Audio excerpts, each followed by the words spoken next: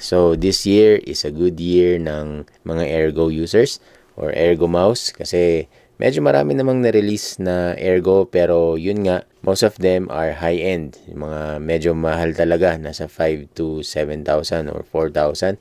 And recently, kalalabas lang ng Pulsar, di ba? Pulsar V3. But this time, etong hawak natin is a budget Ergo mouse. So, ito lang yata yung budget Ergo mouse na nilabas ngayon. Subscribe now! So, this one is the Meta Panda, ang tawag sa kanya. So, gawa ito ng Meta Puny. Okay, anong Meta Puny? Parang mas maganda, Meta Pew Pew. Okay. So, yes, this one is a 3395. Ang ganda ng design, no? Pogi nung panda, no? Parang glorious panda. So, 60 grams according to them. And dito sa gilid, it's 500 milliamps. Matagal-tagal ang baterya na ito. Okay, without further ado, buksan na natin to right about now.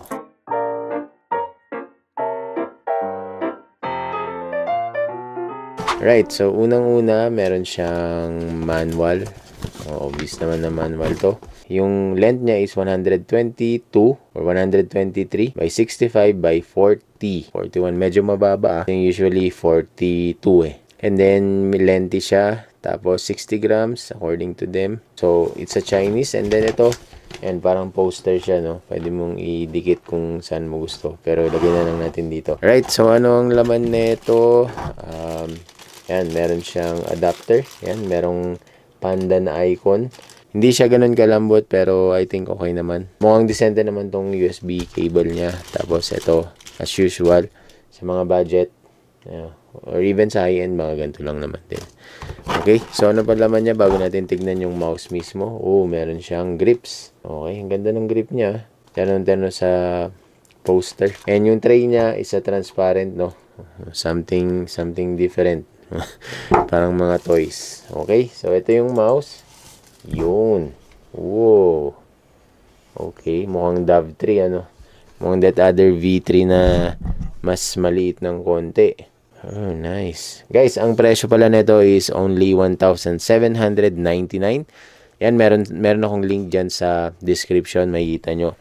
Shopee. Habang may sale pa ng konti, yan, check nyo na lang dyan. Makakuha kayo ng voucher. So, yan. Ang design na ito, ang ganda rin, ha?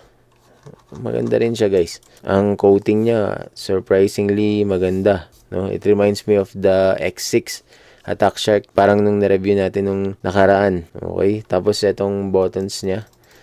Oh, nice. Nice design. Ano bang may design na ganito? X3? V3? V2? Parang mukhang V2, ano? Mukhang X-Lite V2. Ganda rin. Basing sa length niya, since this is an Ergo mouse, mahawig siya sa Pulsar X-Lite, no? X-Lite V2 or V3. And then, yeah, parang OGM Pro din. Medyo malapit siya sa size nila, no?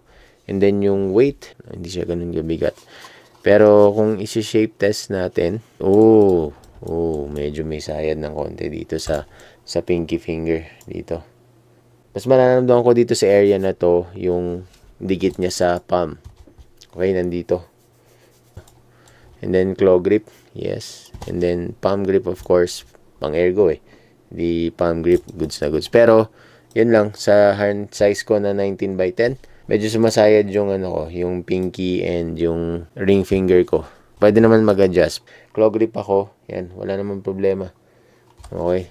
Sumasayad lang ng konti sa pinky. Yan, testingin natin saglit yung clicks. Okay. Ang gamit nito according to them is the Kailh Black Mamba. Hindi siya GM8. Magkaiba yata yun. Okay, may konting slight lang yung pre-travel niya. Pati yung post-travel niya, okay din. Sakto lang. And, yeah, meron, no?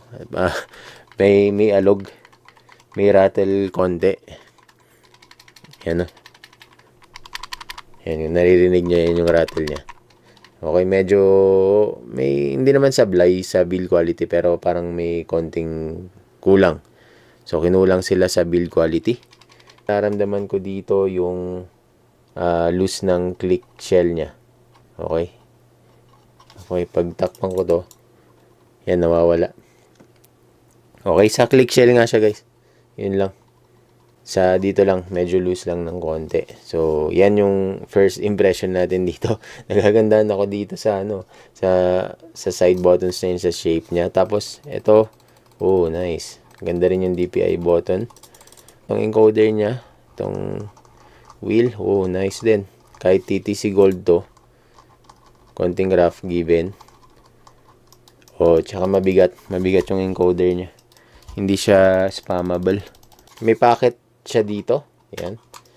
Lastly, isang Ergo mouse na budget, no? Kasi sobrang daming naglalabas ng budget wireless gaming mouse ngayon na ambidextrous ang shape.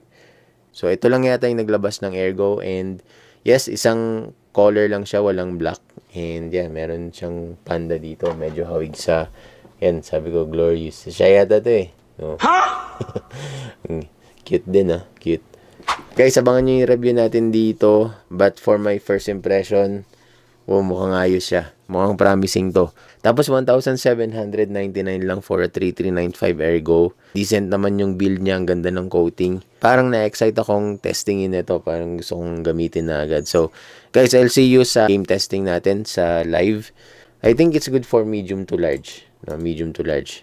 So, guys, yung links nito kung gusto nyo nang bumili, at least may idea kayo kung anong klase yung mabibili nyo and then kung ano yung mga kasama sa contents niya. Pero so far, for the price, yan, it's all good. Okay? Testing na lang natin sa gaming. So, yun lang guys. Kita-kits. Alright?